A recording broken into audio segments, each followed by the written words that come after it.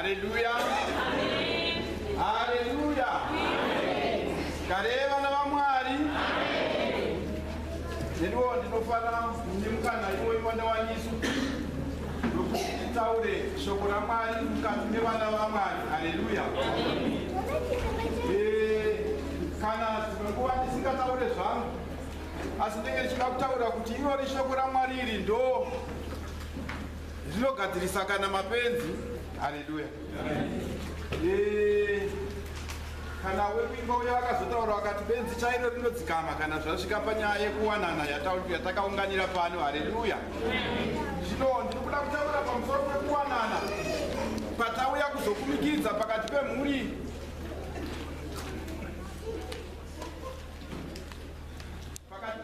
yekwachakanyuka neyekwachinara. Haleluya. Inyaya yakanaka iri pano asi regai kutaure pamusoro pekukosha kwayo kuti inyaya yakakosha chaizvo nekuti kana tiverenga bhaibheri yangu zvakanaka inondidzidzisa kuti yakataurwa nezvayo pacreation, pakusikwa kwevanhu chaiko ndopa yakabva yataurwa. Haleluya. Kureva kuti kana ukambofunga kuti unogara zvako wega asi pacreation zvakanga zvisipo. Haleluya. Mwari akasika zvinhu zvose pamazuva ose kutoona kuti zvinhu zvatopera asi haana kugutsikana kusvika asika mukadzi waakati ndiye mubatsiri wemunhu. Haleluya. Ipapo akabva ati turusi down akati ndapedza nekuti anonzwisisa kuti akanga aita. Saka usually ndinowanzira kuyambira madzimai kuti musazvitarisira pasi nekuti musi wamakambosikwa denga rakabva ravharwa dhoo racho kuti hazvapera. Kureva kuti Mwari akazoona kuti ichi chandazoita zvino ichi ndo chinokunda zvose zvandanga ndichiita mazuva matanhatu apfuura.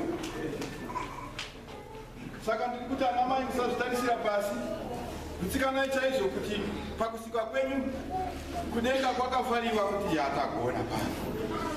Haleluya.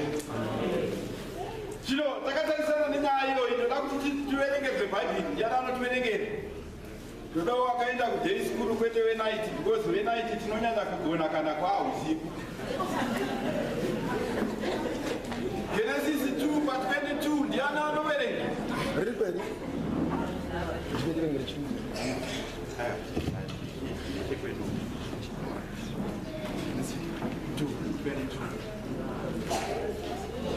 Haleluya. Titeerere zvakanaka shoko nekuti ndichataura ndichiteedzera zvaranga ndichitaura. Haleluya. Haleluya. Genesis 2 pavhesi ya 22 musoro weshoko uripo unoti Adamu naEva. Adamu naEva ndei 22 verse. Yes. Ipapo Jehovha Mwari akaita mukadzi kubva parumbabvu rwaakanga abvisa pamunhu. Yes. Uye akamuuyisa kumurume. Hanzi akaita mukadzi parumbabvu rwaakanga abvisa pamurume.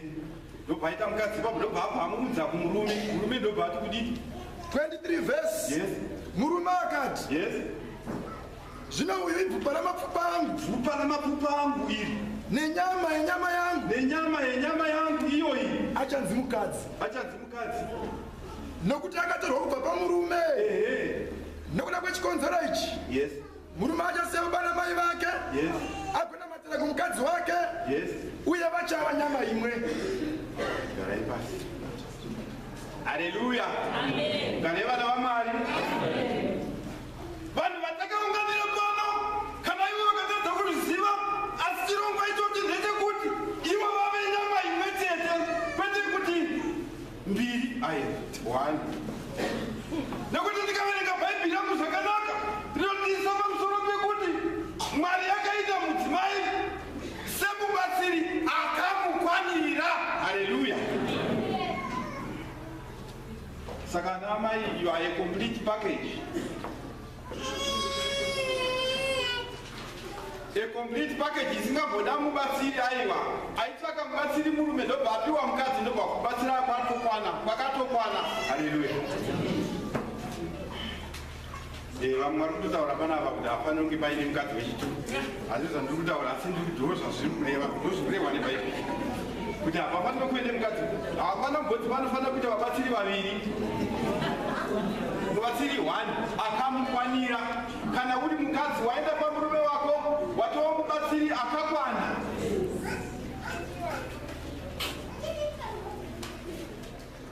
inhafu zvayo yekuzoita vaviri kana vatatu, inhafu. Asi nyaya yacho ipapo ndeyekuti vamwe vaviri ava hatizivi kuti vanenge vakuitei, nekuti wekutanga ndiye akakukwanira, akatokwana.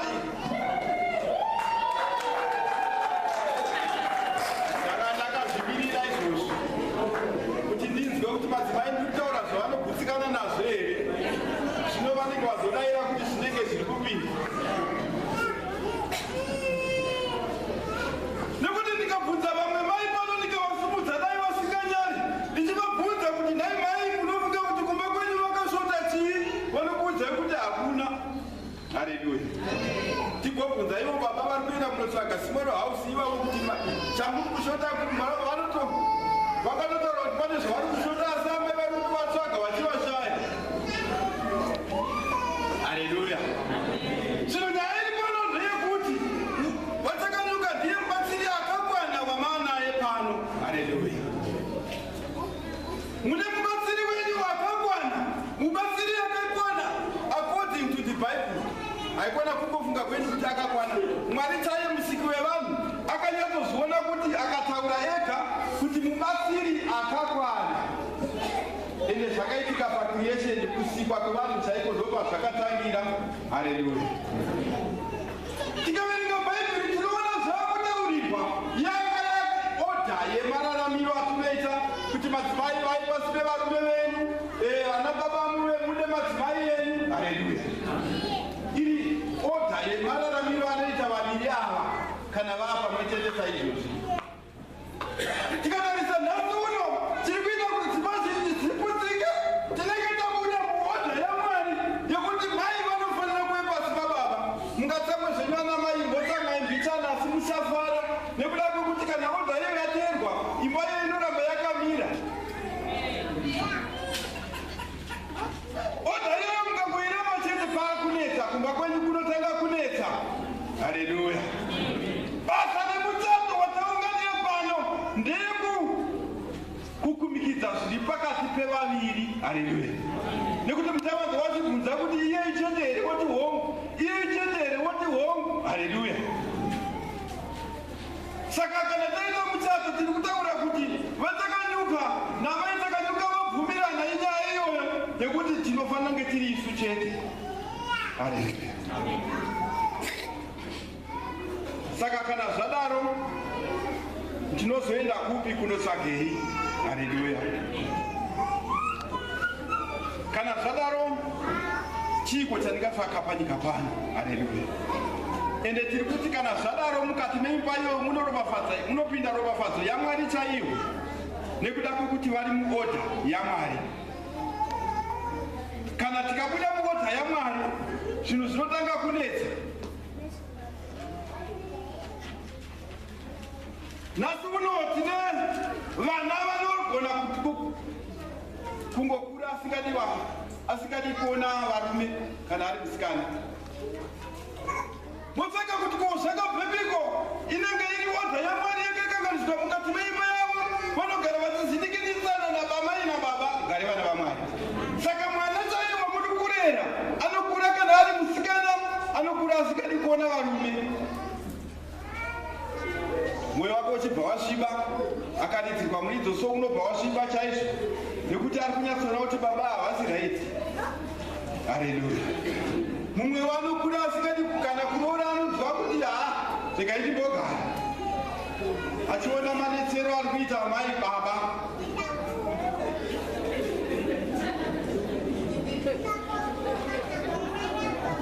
Ndakamboverenga rimwe bhuku,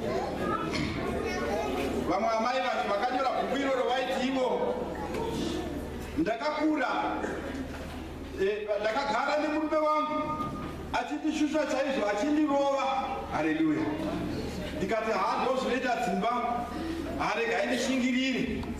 Asi akazoona vana vari kumatakanyanya vachibika, kamukomana kabata musikana, mwana wavo musikana Pauro akabva angoziva kuti ndo zvabva paiya yedu tikaguma kwedu.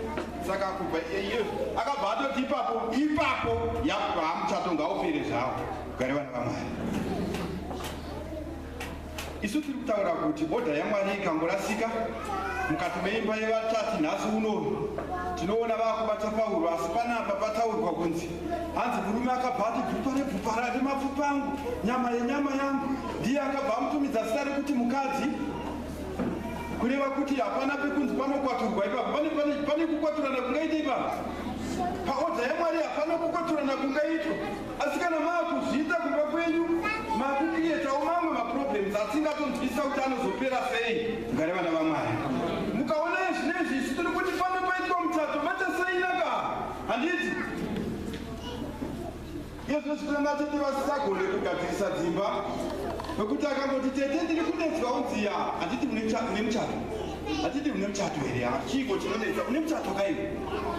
Ibhuku rese ranyorwa ipapo kuti une muchato, patonyorwa bhuku, musikana ari kutoziva kuti vari kudeveiko tete, vari kutaura kuti kapepa kavatapiwa varume ava ndekekugwanisa mbi kana varambani. Asi tikabvunza mufundisi kuti ndo peposeri yamuri kuvasainisa pano, vanoramba kuti hai. Asi hapatina nyaya yekuti imbotitaurira zvakamira sei.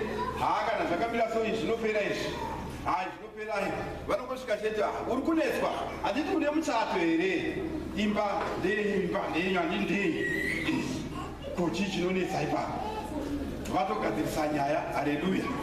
Asi ndiri kuti bhodha yaMwari inenge yapesana mukati meimba yaMwari. Haleluya. Saka ngatigone kugadzirisana, tigone kugara zvakanaka, tichiremekedzana chidzidzo icho chatiri kuitirana pano nhasi. Haleluya.